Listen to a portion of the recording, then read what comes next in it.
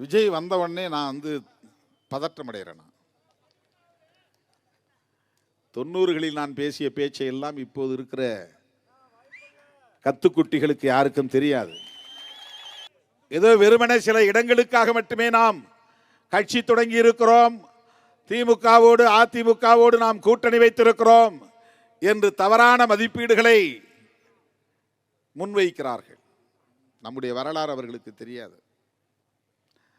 அவர்கள் திடுமென பிறரால் நியமிக்கப்பட்ட தலைமையாக மாறி வந்தவர்கள்.